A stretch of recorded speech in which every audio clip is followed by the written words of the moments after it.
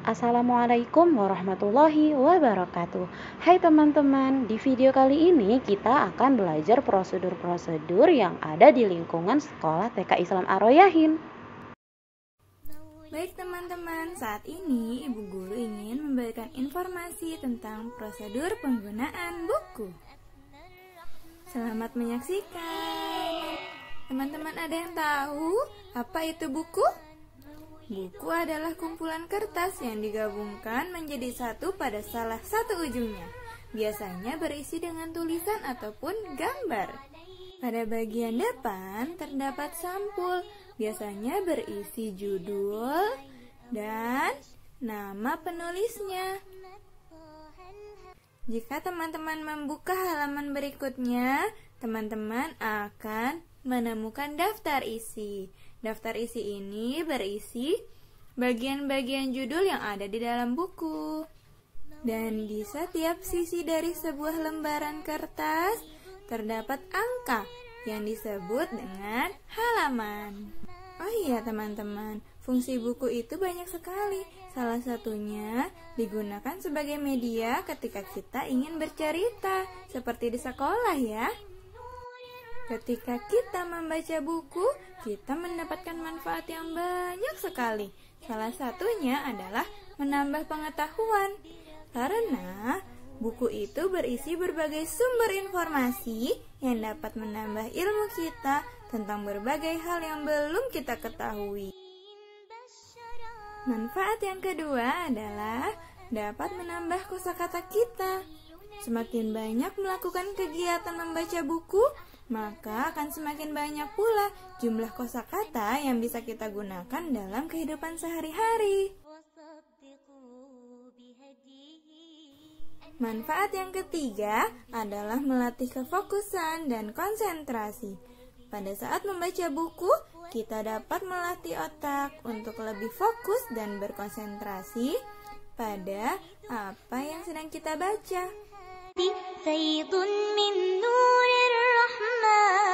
Setelah mengetahui manfaat dari membaca buku, sekarang kita akan mencari tahu bagaimana cara merawat buku agar tetap dalam kondisi baik. Yang pertama adalah buku diberi sampul. Dengan disampul, buku akan terlindungi dari debu dan dapat bertahan lebih lama insya Allah.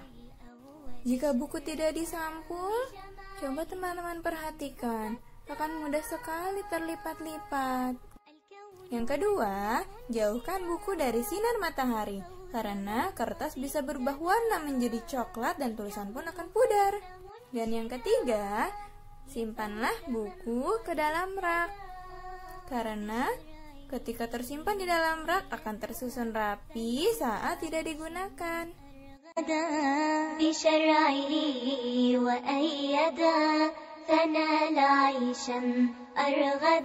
Dan yang keempat, jika tiba-tiba buku kita terkena air, harus segera dikeringkan ya, agar buku tetap bisa dibaca.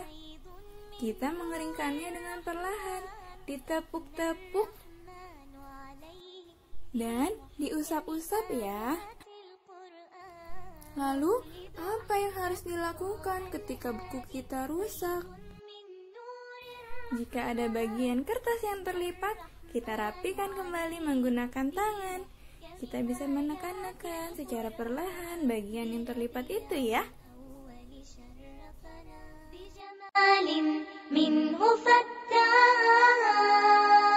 Lalu, bagaimana jika sampul buku terlepas? Kita membutuhkan lem yang akan kita oleskan pada bagian dalam sampul.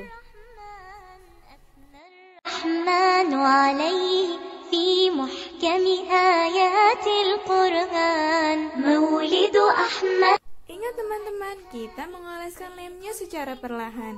Pastikan area kita tetap bersih. Setelah itu, pasang kembali bagian isi buku dengan hati-hati. Lalu, yang terakhir, bagaimana jika ada bagian kertas yang sobek? Kita membutuhkan solatip yang akan digunakan untuk menyatukan kembali bagian kertas yang sobek. نبي بشرا بأحمد وأنذر. Ingat teman-teman, kita mengambil bagian yang sobek itu secara perlahan. Jika terburu-buru, sobekannya bisa menjadi lebih besar. بآيه وصدقوا بهديه واستبقوا درب الأمان مولد أحمد. Alhamdulillah, sudah tuntas. Terima kasih teman-teman sudah menyimak dengan baik. Hai teman-teman, di video kali ini kita akan belajar memilah sampah. Di dalam ruangan kita memiliki dua jenis tong sampah, untuk sampah organik dan sampah anorganik. Bagaimana ya cara membedakannya? Yuk teman-teman, kita perhatikan. Untuk sampah organik, kita akan memasukkannya ke dalam tong sampah yang tertutup supaya tidak mengeluarkan aroma yang tidak sedap. Dan untuk sampah anorganik, kita akan memasukkannya ke dalam tong sampah yang terbuka. Sampah apa saja ya yang termasuk jenis sampah organik? Ada sisa sayur, kulit buah, sisa makanan, daun, dan sampah yang mudah terurai. Sampah organik bisa diolah menjadi kompos untuk menyuburkan tanaman. Sampah organik akan terurai oleh cacing dan binatang tanah lainnya sehingga membentuk pori-pori di dalam tanah yang berfungsi menyerap air. Teman-teman, kenapa sih kita harus memilah sampah? Karena untuk memudahkan proses daur ulang. Misalnya kita mendaur ulang botol plastik menjadi pot bunga yang cantik. Memilah sampah dapat menjaga kesehatan kita juga loh. Memilah sampah dapat mengurangi tumpukan sampah di laut. Supaya hewan-hewan di laut tidak memakan sampah-sampah yang kita buang begitu saja. Memilah sampah juga bisa meningkatkan kebersihan lingkungan kita. Teman-teman nyaman kan jika lingkungan kita bersih? Selanjutnya kita akan memilah sampah anorganik. Contohnya ada kantong plastik, botol plastik, kaleng, beling, dan semisalnya yang bisa didaur ulang.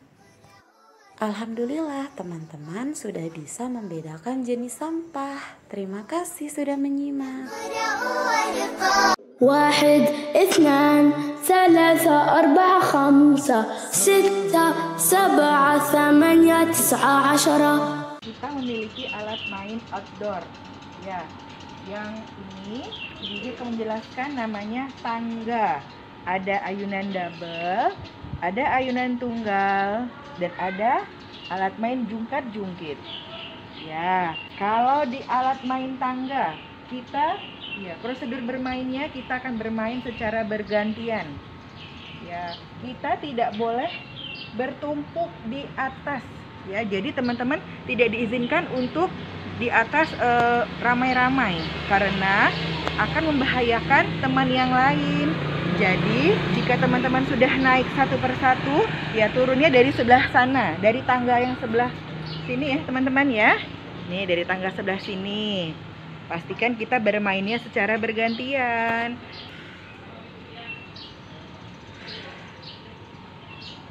Selanjutnya namanya alat main ayunan double.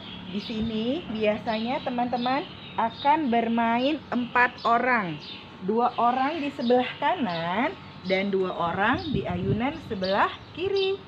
Ya, teman-teman tidak diizinkan. Biasanya ada teman-teman yang naiknya dari sini. Nih, bermainnya seperti ini. Tidak diizinkan teman-teman ya. Atau teman-teman berdiri di sini. Tidak diizinkan juga ya. Khawatir membahayakan teman-teman yang lain. Dan teman-teman boleh nih, kita ayunkan secara pelan-pelan saja jika teman-teman ingin bermain. Ini alat main selanjutnya namanya alat main tunggal. Kita bisa bermain di sini cukup 1 orang saja. Kira-kira kalau untuk berdua orang cukup tidak? Berbahaya sekali teman-teman ya. Kita tetap menjaga keselamatan diri teman-teman. Nah, biasanya ini adalah ayunan yang paling favorit yang akan teman-teman mainkan.